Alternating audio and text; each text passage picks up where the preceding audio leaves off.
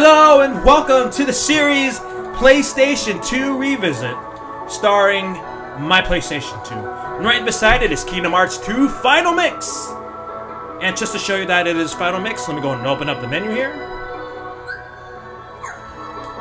You gotta remember that the circle button is the default, usually the default / action button in Japanese games. And here I go in config and I'm changing stuff by accident, it's alright. And here's critical mode, which is only featured in Kingdom Hearts 2 Final Mix. And here's my handy-dandy controller. The version I'm playing is the Japanese release with an English patch.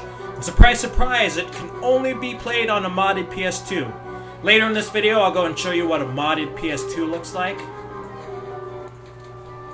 But what inspired me to do this series is this suitcase over here, which contains a lot of my PS2 games. Okay. It's alright, it's alright. Just a $1,000 computer, no big deal. I am just so happy that I found this thing, as it pretty much has most of my PS2 games. Just open this. Oh, no. God, oh my gosh. Sorry, Pikachu, I'm sorry.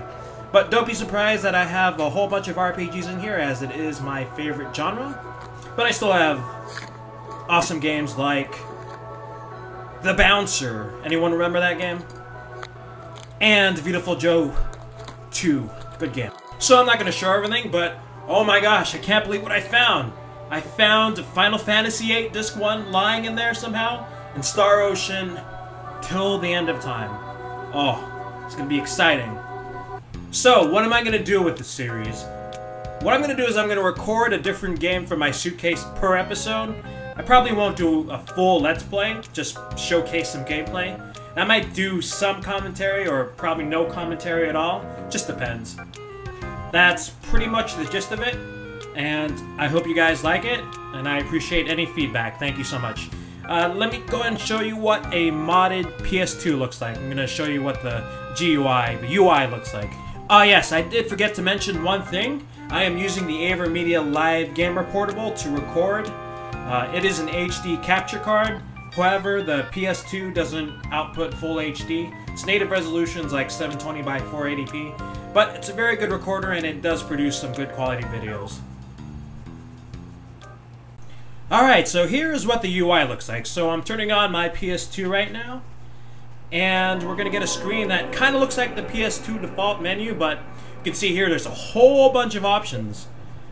I'll go and explain some of these things after I show you what the configurator looks like. So the configurator is kind of like Windows Explorer for Windows, or the Finder for Mac. You can move things like programs into the system with external devices like a flash drive or an external hard drive. So you mainly would use this if you want to install some kind of patch, change settings, or update the custom system firmware, or just move stuff around.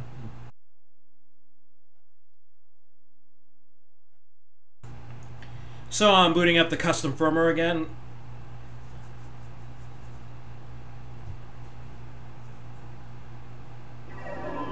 So what we have here is the browser, just like default PS2 firmware. Browser, you can look at your memory cards and delete stuff, copy stuff, access regular PS2 CDs, DVDs, music CDs, or whatever.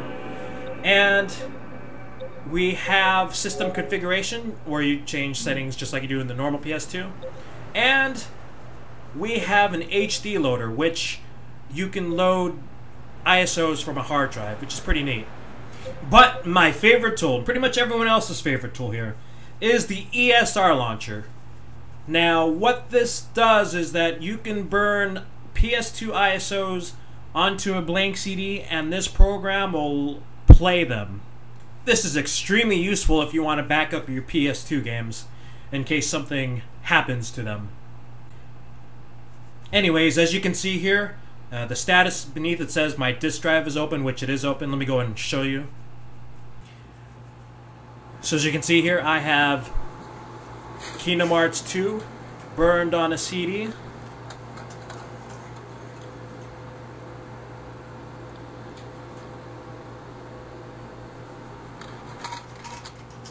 Pop that in.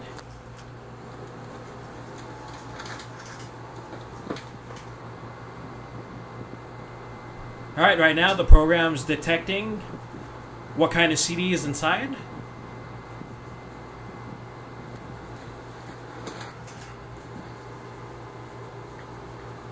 And it has detected a PS2 game. What you want to do is select launch CD/DVD, and that is pretty much it.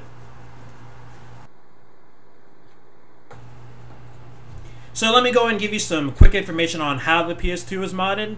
There's a James Bond game called, I believe it's called Agent Under Fire, where there's a glitch, exploit, when you save the game. So what you would do is you'd play through a couple levels, save the game, you would quit the game, and right before you load that save, you would swap discs with the, original disc with the burned copy of the James Bond game. But your PS2 had to be opened while you swap. It wasn't difficult at all. It wasn't hard one bit. You didn't need any special magic swap tools or anything of that nature. So all in all you needed was a copy of the game and an extra memory card.